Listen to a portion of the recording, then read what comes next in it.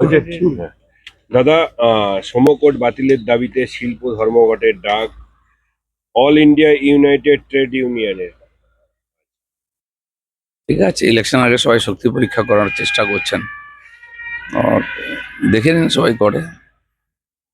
বলছি, আলী ইমরান রামাজ ওরফে ভিক্টরকে সব দলত্যাগীদের ফেরার আহ্বান জানাচ্ছে ফরওয়ার্ড ব্লকের নেতৃত্ব। কংগ্রেসের সঙ্গে জোট হয়নি বলেই কি কংগ্রেস ভাঙার চেষ্টা বামেদের?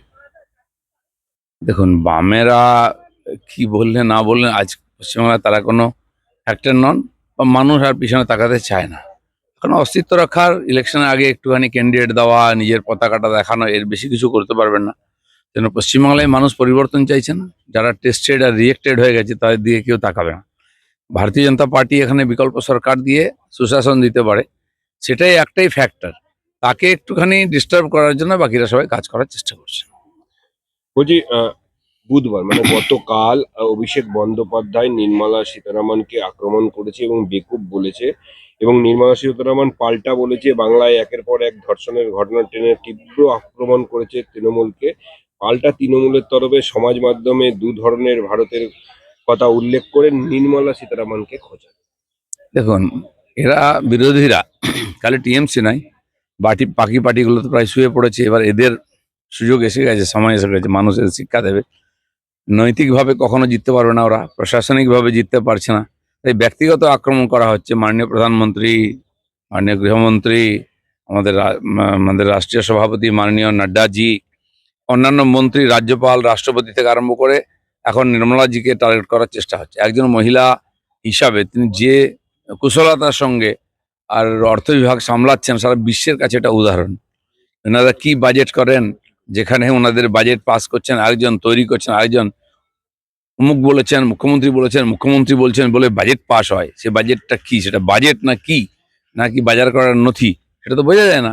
যেন ওইখানে পৌঁছতে বুঝতে সময় লাগবে। ব্যক্তিগত আক্রমণ করে কোনো লাভ হবে না। ভারতবর্ষের মানুষ বিজেপি এবং তার যে মন্ত্রিমণ্ডল তাকে স্বীকার করেছে, আর বারবার সেটা বুঝিয়ে দিয়েছে। বলছি, বেলডাঙ্গা হিংসা মামলায় জোড়া ধাক্কা রাজ্যের। এনআইএ তদন্তে কেন্দ্রীয় বাহিনী মোতায়েনের সিদ্ধান্ত বহাল সুপ্রিম কোর্টের। কতটা চাপে রাজ্য? চাপটা আস্তে আস্তে বাড়ছে।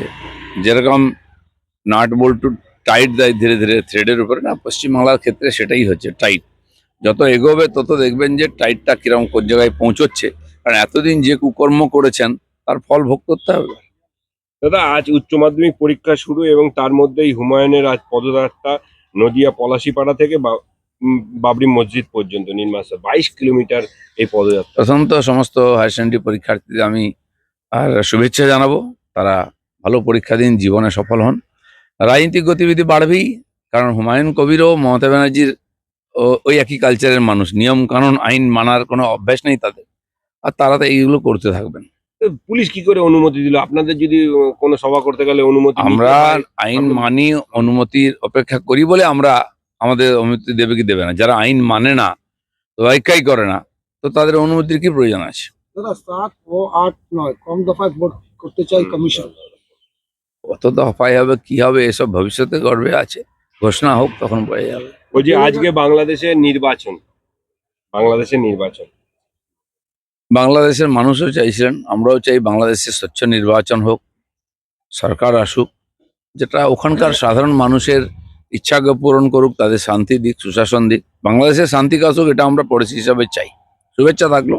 ইতিমধ্যেই যেহেতু 58 লক্ষ ভোটারের নাম বাদ গেছে, তাই কমতে পারে বুথের সংখ্যাও। এবার বেড়ে 94,000 হওয়ার কথা ছিল বুথ সংখ্যা, সেটা কমতে পারে এবং নাম বাদ দেওয়ার কারণেই কমতে পারে। বুথের সংখ্যা কমলে কি সুষ্ঠু নির্বাচন করতে পর্যাপ্ত বাহিনী পাওয়া যাবে? শাসকের এক একটা বিধানসভাতে 60-70 হাজার পর্যন্ত নাম বাদ গেছে, আর এক একটা বুথে 200-250 পর্যন্ত নাম বাদ গেছে। সেই জন্য বুথ বাড়িয়ে খরচা বেশি করে কোনো লাভ নেই। আর সেটা যেটা কন্ট্রোলের মধ্যে হবে সেটাই করা উচিত। কারণ ভুয়ো ভোটার দিয়েই সরকার জিতে আসছে, সেটা বাদ গেলে অনেকটাই কমে যাবে সমস্যা।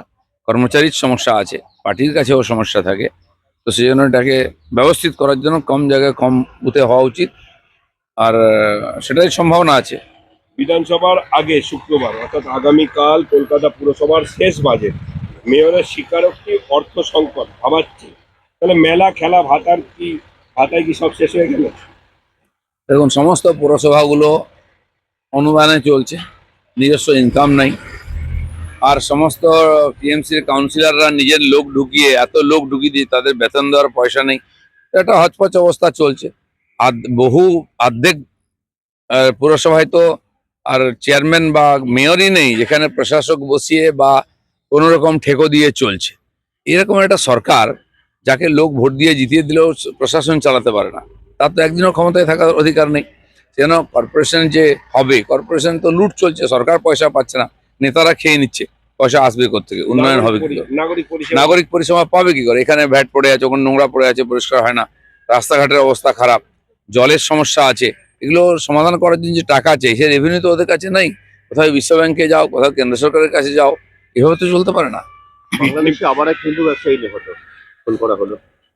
বাংলাদেশে হিংসা তো থামছেই না। সেই জন্য নির্বাচনের পরে যে সরকার আসবে, তার প্রথম দায়িত্ব হবে আইন শৃঙ্খলাকে প্রতিষ্ঠিত করে মানুষকে শান্তি দেওয়া। আমরা সেদিকে তাকিয়ে আছি। দাদা, শেষ প্রশ্ন বলছি, এখানে এ রাজ্যে বাসের ফিটনেস মেয়াদ উত্তীর্ণ হয়ে গেছে, 250 থেকে 300 বাস নেই। এর মধ্যে মাধ্যমিক গেল এবং উচ্চ মাধ্যমিক।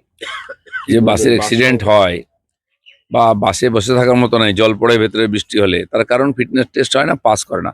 বাসের ফিটনেস ছেড়ে দিন, এই সরকারের ফিটনেস চলে গেছে, এক্সপায়ারি হয়ে গেছে, বাস নিয়ে কি করবেন?